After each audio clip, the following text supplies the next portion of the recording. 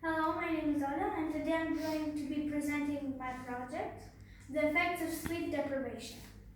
In 1965, a 17-year-old high school student, Randy Gardner, stayed awake for 264 hours. That's 11 days to see how he'd cope without sleep. On the second day, his eyes stopped focusing. Next, he lost the ability to identify objects by touch. By day 3, Gardner became moody and uncoordinated. At the end of the experiment, he was struggling to concentrate, had problems with short-term memory, started hallucinating, and became paranoid. Although Gardner recovered without long-term psychological or physical damage, for others losing shut-eye can result in hormonal imbalance, illness, and in extreme cases, death.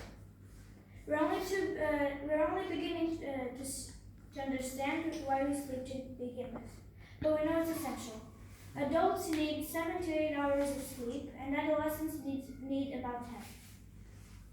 We grow sleepy due to signals from our environment around us, telling us that it is dark outside, and from signals telling our brain that we are tired.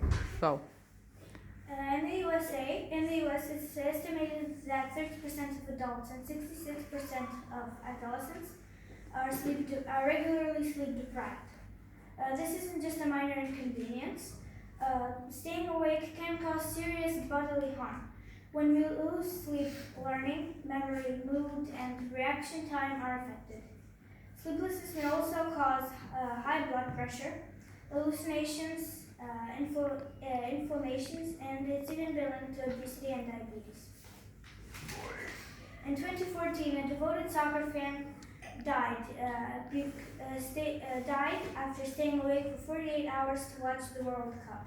While his untimely death was due to a stroke, studies show that chronically sleeping for less than 6 hours a night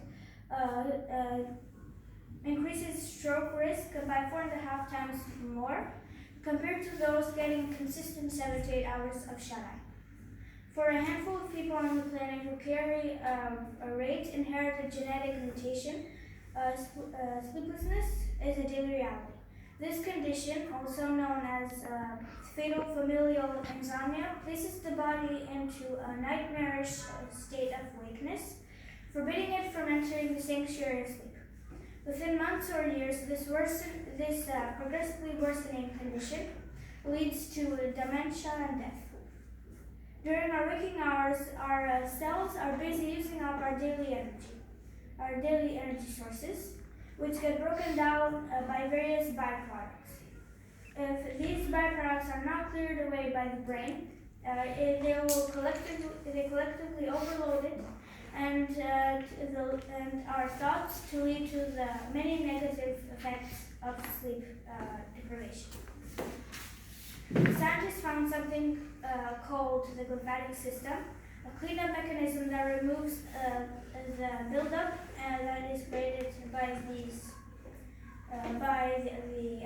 broken energy byproducts. One byproduct that gets broken down is adenosine.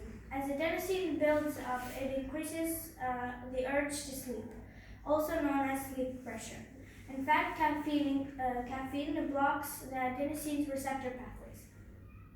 As I mentioned before, the lymphatic system cleans up this buildup and is much more active when we're asleep.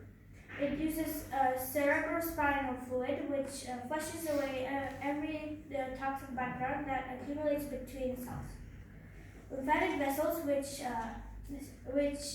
serve as pathways for the immune cells, have recently been discovered in our brain, and may also serve the role to clean our brain's daily waste products. While scientists continue exploring the restorative mechanisms behind sleep, we can be sure that slipping into slumber is a necessity if we want to maintain our health and sanity. Thank you.